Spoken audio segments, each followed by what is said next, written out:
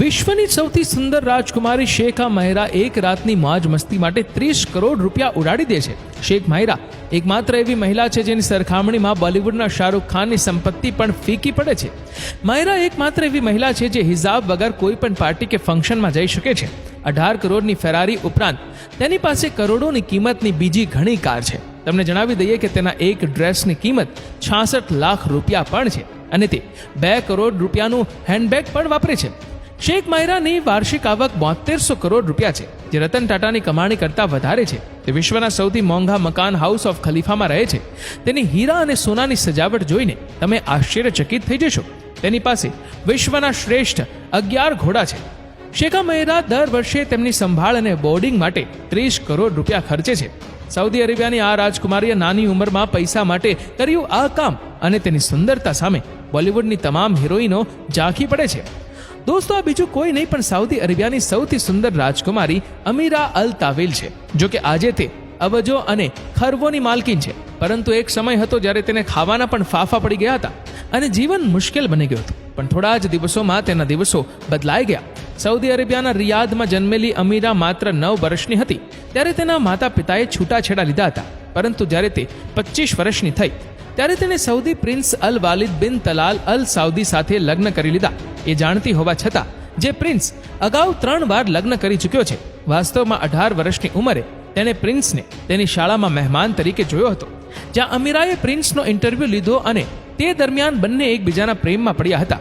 ત્યારબાદ બંનેએ 2008માં લગ્ન કરી લીધા હતા, પરંતુ તેમનું લગ્ન જીવન લાંબુ ટકી શક્યું નહીં અને 5 વર્ષ પછી તેમના છૂટાછેડા થઈ ગયા. પરંતુ આજે તે 875 કરોડ પાઉન્ડની માલિક છે, જેના કારણે તેના મોંઘા શોખ દરરોજ જોવા મળે છે. તમને જણાવી દઈએ કે સાઉદી અરેબિયામાં મહિલાઓને ઇસ્લામિક રિવાજો અનુસાર જીવવું પડે છે, જેમાં તેને પોતાનું શરીર પૂર્ણપણે ઢાંકવું પડે છે અને ઘરમાં બુરખો પણ પહેરવો પડે છે.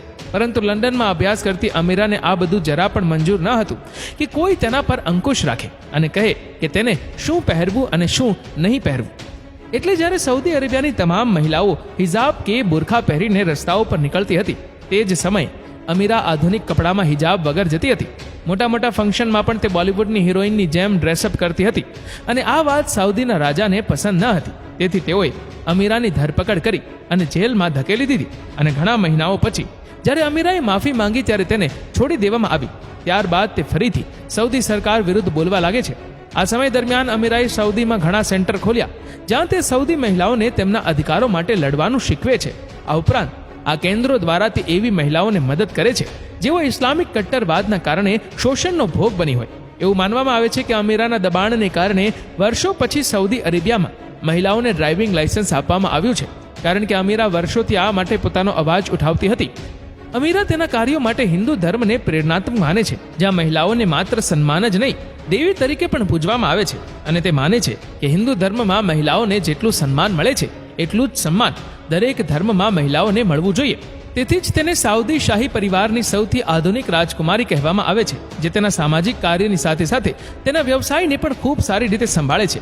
પ્રિન્સેસ અમીરાના શાહી શોખની વાત કરીએ તો તે 850 કરોડ રૂપિયાના ઘરમાં રહે છે, જેમાં મોટા ભાગની વસ્તુઓ સોનાથી શણગારેલી છે. આ સિવાય રાજકુમારી પાસે દુનિયાની સૌથી મોંઘી કારોનું કલેક્શન પણ છે, જેમાં 12 કરોડ રૂપિયાની રોલ્સ રોયસથી 52 કરોડ રૂપિયાની ગોલ્ડન લેમ્બોર્ગિનીનો સમાવેશ થાય છે. પરંતુ કમનસીબી એ છે કે તેમને સાઉદીના રસ્તાઓ પર આ વાહનો ચલાવવાની મંજૂરી નથી. આ સિવાય પ્રિન્સેસ અમીરા પાસે પોતાના 2 પ્રાઇવેટ જેટ પણ છે, જેમાંથી દરેકની કિંમત 500 કરોડ રૂપિયાથી વધારે છે.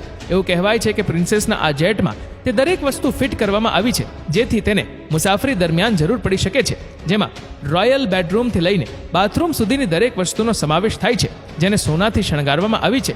આ બધી બાબતો ઉપરાંત તેને ઘોડા ઉછેરવાનો પણ ઘણો શોખ છે. તેથી જ તેની પાસે વિશ્વની દુર્લભ જાતિના ઘણા સુંદર ઘોડાઓ છે, જેની કિંમત પણ કરોડોમાં છે.